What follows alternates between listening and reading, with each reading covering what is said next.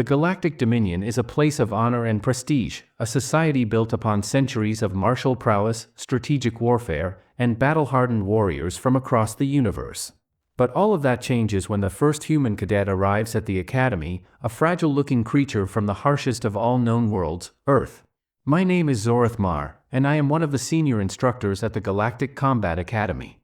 I have trained the greatest warriors this galaxy has to offer, from the towering Torgoth juggernauts to the stealthy Kalivian assassins. But when the humans were granted provisional membership in the coalition, I must admit, I laughed. What could they possibly offer us? A weak species from a death world, barely scraping through the void with their clumsy ships. The human cadet arrived on a cold, overcast morning. There were only 5 of them, 4 males, 1 female. I observed them as they disembarked from the transport, their nervous eyes scanning the vast and intimidating training facility. Among them, a woman stood out, small, unassuming, yet with an energy that seemed to defy her size. She was named Elara Wren, and she caught my attention the moment she stepped onto the landing pad. While the others appeared hesitant, she moved forward with purpose, her posture sharp, despite the obvious fear. I found myself curious. I had seen fear in the eyes of countless warriors, creatures who had been born into battle, who had witnessed their homeworlds burned, their people slaughtered. But her fear was different, it was something I had never seen before. And that made me wary. I introduced them to the Academy's trials. Combat, endurance, strategy. Everything they would need to survive here. It was brutal. The atmosphere here wasn't built for humans. It was cold, unforgiving. And their physicality, fragile compared to the species I was accustomed to, made it clear that this was going to be a disaster. I expected them to fail miserably. But Elara, unlike the others, never gave up. While the others stumbled and fell, she simply got back up, each time faster than before, her resolve only strengthening. In the first hand-to-hand combat training session, I paired her with a Kragathian sparring dummy, designed to withstand the blows of our fiercest soldiers. The Kragathians, towering creatures with thick scales, would break the toughest bones of most species with a single punch. But Elara, she approached the dummy with such precision and focus, I almost doubted my own eyes. When she struck, the dummy didn't flinch. But the sound of her punch, shook me to my core. A crack. A real crack. The kind I had only heard from creatures twice her size. The sensors went haywire, registering an impact that was far beyond human capability. Curious and unsettled, I increased the intensity of her training. We tested her endurance on the agility course, designed for species with far superior reflexes and speed. Most cadets barely lasted a few minutes before they collapsed, gasping for air. But Elara, she kept going. She didn't stop. Not when her legs burned. Not when she was covered in bruises. She continued pushing forward, her breath coming in sharp, controlled gasps, as though she had already accepted that her body would break before her will did. She made it to the finish line.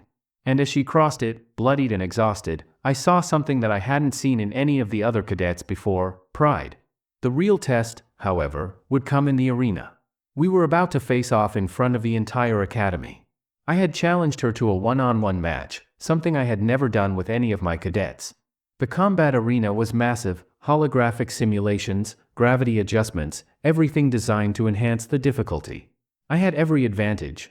I was faster, stronger, and more experienced. Yet, Elara stood there, unflinching. Her eyes locked onto mine, and despite her small stature, she exuded a quiet confidence that unsettled me. The match began. I came at her with a flurry of strikes, my movements designed to overwhelm, to destroy her with precision and speed. But Elara, she didn't move like I expected. She adapted. Each time I struck, she anticipated it, her movements fluid, dodging and weaving with a skill I hadn't expected from a human. And when she countered, it wasn't with brute force. It was tactical. A calculated strike to my ribs, a sharp jab to my face, each one precise and devastating. Minutes passed, and my breathing began to feel heavier. This wasn't supposed to happen. She was supposed to fall, just like the others. But she didn't. She was relentless. I began to falter. As the fight wore on, I noticed something that I hadn't considered before: Elara wasn't just fighting for herself. She was fighting for something greater. Her eyes burned with a fire that told me she wasn't going to stop until the fight was over, until she proved something to herself, and to me. Finally, after a brutal combination of strikes, she brought me to the ground, leaving me staring up at the ceiling, unable to catch my breath. I had lost. To a human. And as I lay there, gasping for air, I realized something incredible. Elara wasn't just tough. She had the spirit of a warrior, the kind of warrior who would never stop fighting, no matter the odds. The crowd erupted. I could hear them, but it felt distant, like I was underwater. Elara stood above me, panting but smiling, her knuckles bruised but unbroken. And for the first time in my life, I realized how wrong I had been about humans. They weren't just resilient. They weren't just determined. Humans had something we didn't, something that couldn't be measured by strength or speed. They had an unyielding spirit. As I helped her up, I couldn't help but laugh. Not in mockery, but in awe. "You are more than I ever expected, Elara Wren," I said. "Thank you, sir," she replied, her voice steady. "You taught me a lot. But this was just the beginning." The galaxy would never be ready for the humans. But it was too late to stop them now. What if the greatest warriors don't always look the part? What if strength isn't about size or speed, but about something deeper, something that never gives up, no matter the odds? Elara Wren proved that the most powerful force in the galaxy isn't a weapon, but an unbreakable spirit. So, ask yourself, when life knocks you down, will you stay down?